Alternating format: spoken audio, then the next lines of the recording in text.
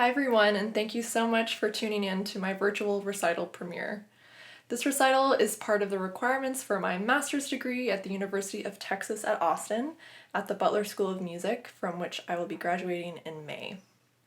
As a result of the COVID-19 pandemic, the format of degree recitals at UT shifted quite a bit.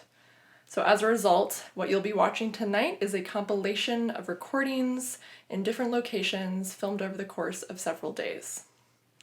There were a lot of logistical and artistic factors that I had to consider when designing the program. My main priority was to choose really stellar pieces that both excited me and represented a rich diversity of composer identities, instead of just the typical composer profile that has dominated the industry. I also wanted to encompass a multitude of eras and styles in the flute repertoire, so this music spans 3 centuries. The flute is heard in solo contexts and as a duo with pianist Yu-Hsin Teng, who is a graduate student in collaborative piano here at UT. It has been a joy to safely collaborate with her in a time of very little in-person music making. I want to extend a thank you to her professor, Dr. Colette Valentine, for the coachings on the duo repertoire.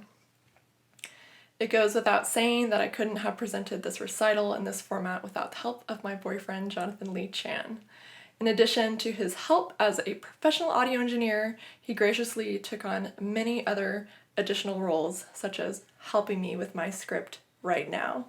All of the pieces for solo flute were recorded by Jonathan, whereas the works for flute and piano were recorded by UT recording staff in one continuous take. There are no audio edits at all in this recital, so it is imperfectly perfect. Thank you also to my UT flute professor, Marianne Gadigian, for her guidance on these pieces and support of this unique recital presentation. I'm beyond grateful to have her as a mentor in many aspects of my life, including the almost daily lessons on authenticity and what it means to be a human who just happens to play the flute. Preparing this recital has given me a lot of purpose during these times, and this music has pushed me to discover things about my playing. I hope that you will discover some things too, both about the flute and about me through this recital. I'll be in the chat tonight, so I hope you'll join in and let me know who's watching and any questions that might come up. So without further ado, the first piece on the program is Sonata No. 3 for flute and piano by Philippe Gaubert.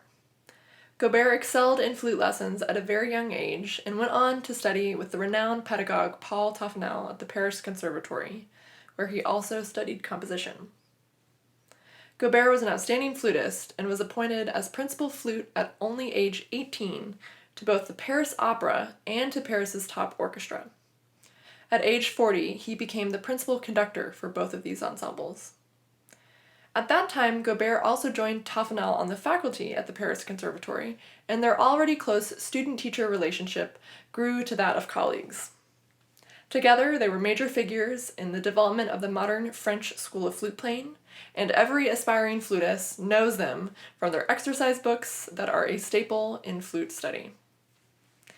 Between Gaubert's conducting and teaching positions, he is one of the most prominent classical musicians in France at the time. And despite his undoubtedly very busy life, he was also a prolific composer, writing about 80 works, not only of flute music, but also of operas, ballets, orchestral works, and songs. His third flute sonata was written towards the end of his life during the interwar years. In 3 contrasting movements, it is French impressionist in style with many colorful harmonies and whole tone scales. It is elegant, simple, and rhapsodic, and the melodies always get stuck in my head. Gaubert writes virtuosically for the flute, but for the purpose of lyricism, and his bel canto aesthetic derives from the great singing traditions. Gaubert truly utilized the flute as a voice.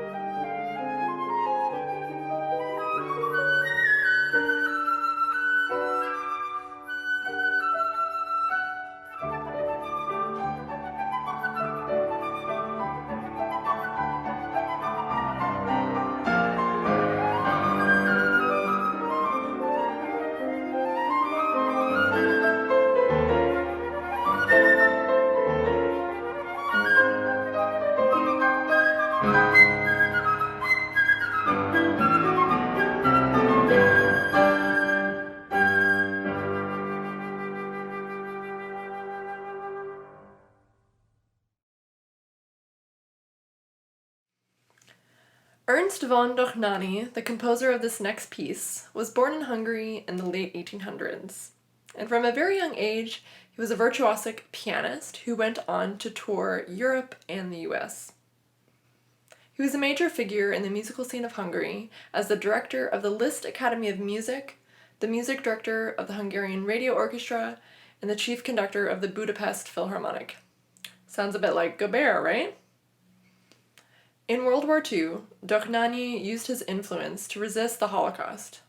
He resigned from his positions and disbanded his ensembles instead of participating in Jewish exclusionary policies.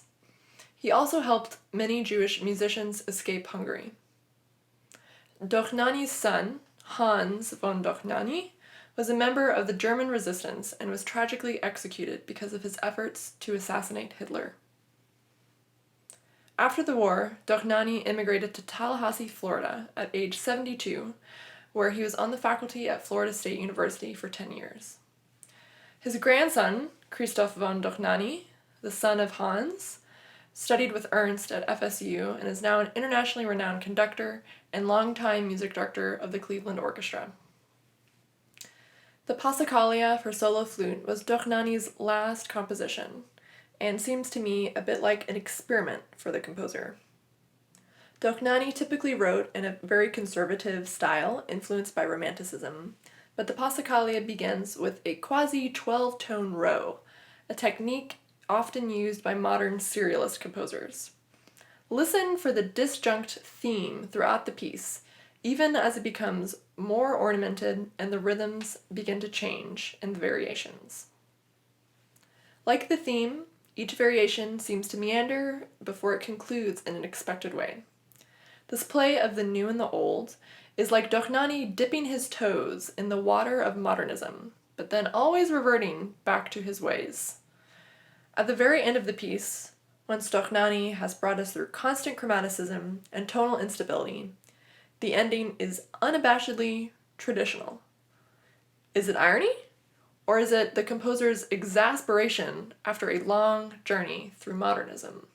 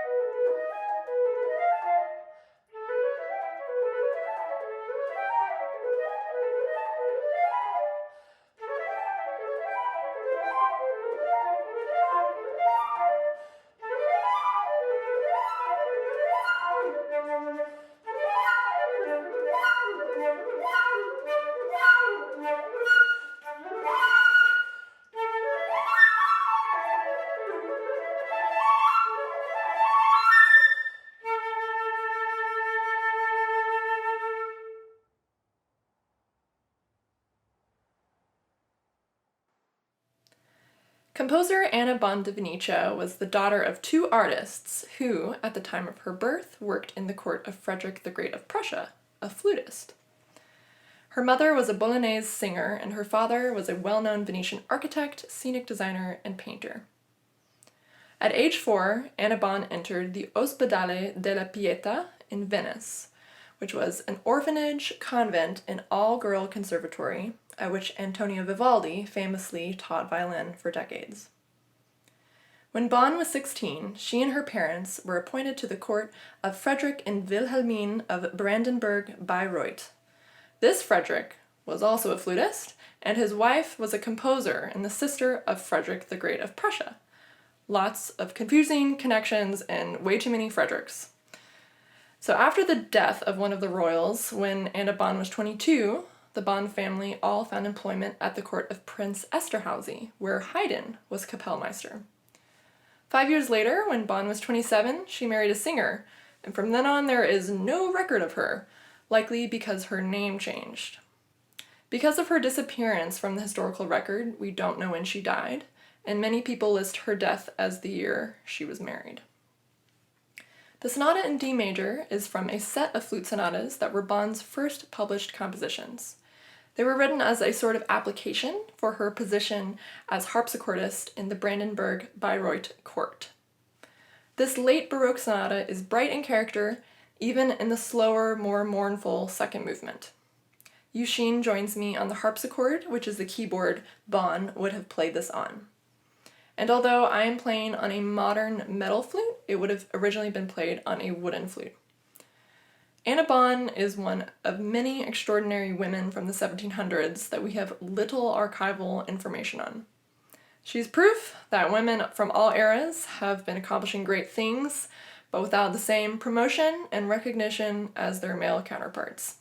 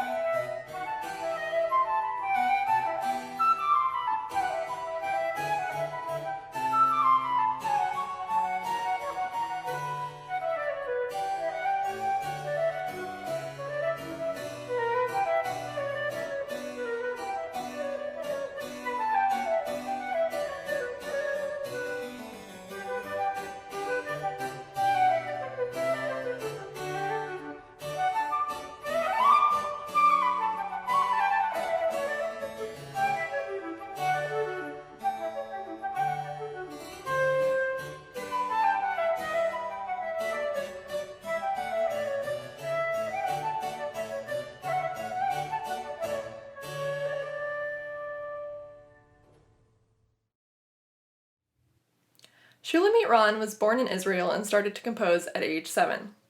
She came to America at age 14 to study at the Mannes College of Music in New York City, and afterwards went on to tour internationally as a pianist. She is now Professor Emeritus at the University of Chicago, where she taught for 42 years. She's won a plethora of awards and was the composer in residence at the Chicago Symphony and the Lyric Opera of Chicago. East Wind was commissioned by the National Flute Association in 1987 for their annual Young Artist Competition. As Ron says, music is not about relaxing, it's about life. East Wind exemplifies this sentiment and forces the listener to be engaged throughout its constant shifting through dramatic extremes. East Wind exploits the full range of the flute from the lowest note all the way up to one of the highest notes, D-sharp 7, for those of you counting at home, and employs extended techniques such as pitch bends, and contains complex, non-metered rhythms with very angular melodies. There is a connection to the east wind as found in many scripture passages of the Bible. It is the fiercest of all winds that brought the 8th plague of locusts and parted the Red Sea for Moses. Ron's east wind is also ferocious and really showcases the power of the flute, but it is the calm after the storm that the composer describes as east wind's central image. From within its ornamented, inflected, winding, twisting, at times convoluted lines, a gentle melody gradually emerges.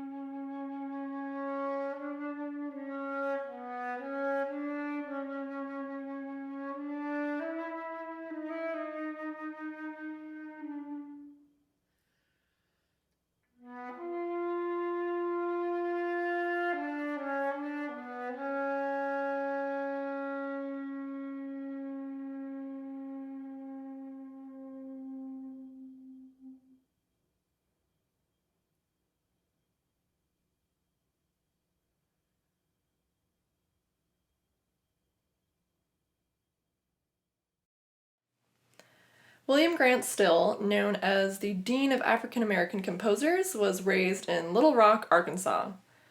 He studied violin at a young age and also taught himself how to play a multitude of other instruments. He attended Wilberforce University in Ohio, which was one of America's first HBCUs. There, he started to conduct, compose, and arrange, despite being enrolled as a pre-med student. Later on, he studied music at Oberlin and had private studies with two drastically different composers, George Chadwick and avant-garde composer Edgard Varese. For a while, Still toured as an arranger with the well-known blues band leader W.C. Handy. Still later moved to New York City, where he arranged for theater orchestras and was the music director of a record company. He was a leading figure in the Harlem Renaissance, which was a blossoming of African American culture in the 20s. Eventually, Still moved to Los Angeles, where he pursued film scoring. He was the first Black composer to have a symphony premiered by a professional orchestra in the US, when his Symphony No. 1 was performed by the Rochester Philharmonic in 1930. He also became the first African American to conduct a major symphony orchestra in the US when he led the Los Angeles Philharmonic in 1936 at the Hollywood Bowl, although he would never conduct the ensemble again. In the world of opera, his Troubled Island was the first by an African American to be performed by a major opera company, and also the first by an African American to be nationally televised. Summerland for flute and piano is actually an arrangement of the middle movement of a piano suite by Still called Three Visions. The three movements of the suite tell the story of the human soul after death. Summerland depicts heaven and is truly a pure, really stunning piece of art. The first time I heard it performed, it completely took my breath away. Still's harmonic language is influenced by the blues, jazz, and spirituals, and permeates this short piece.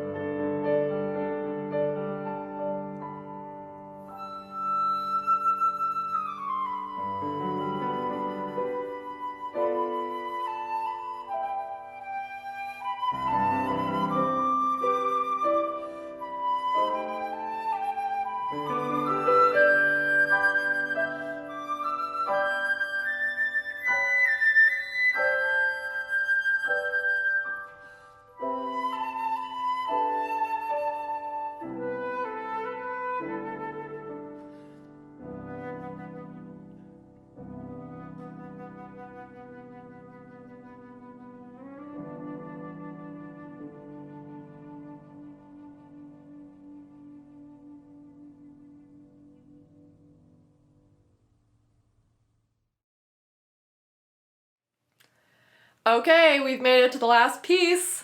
This piece is by Yves Beglarian, who is a contemporary American composer, performer, and audio producer of Armenian ancestry. Her music is largely post-minimalist, but really transcends all genres. She's extremely collaborative and pursues a multitude of interdisciplinary projects, utilizing unique instrumental ensembles and electronics for many of her works. The last piece on this program, called Can I Have It Without Begging, was another National Flute Association commission for their Young Artist Competition, this time in 2018. It is number 7 in Beglarian's ongoing project called Machaut in the Machine Age, which is inspired by the secular songs of medieval composer and poet Guillaume de Machaut. In the words of the composer, against the backdrop of the Me Too movement, I understand the lyrics of Machaut's song as a part of the long history of attending to the lover's feelings and ignoring the specificity of the beloved. Machaut talks about love, not the specific woman, and he regards himself as victimized by desire. He will die without it. I'm fascinated by how I respond to that pronoun, it, how for me at this moment it embodies everything wrong with how heterosexual desire is depicted in Western culture. Beglarian goes on to say that the piece I've made is for live flute and pre-recorded flute samples. The piece begins with the premise that the live and pre-recorded lines are in the same universe, that they want the same things. But the live flute keeps trying to become a soloist, to relegate the pre-recorded track to accompaniment, getting more and more frustrated, begging for something that can never be achieved if the track is merely background. The irony is that the failure that the piece embodies is actually pretty fun to listen to, sort of like the endless number of romantic comedies we've all grown up watching. Now, I remember the first time I heard this piece, I was totally obsessed with it, and I also had no idea how one would perform it. It was very mysterious to me. This is the first time I've played with electronics, and it's been really fun. It's also really challenged me in ways that I didn't expect, like the rhythmic intensity and the unforgivingness of the track. For this recording, we set up a video synthesizer that would respond to my flute sounds and produce different visual effects. So thank you again so much for watching. If you've made it this far, please enjoy.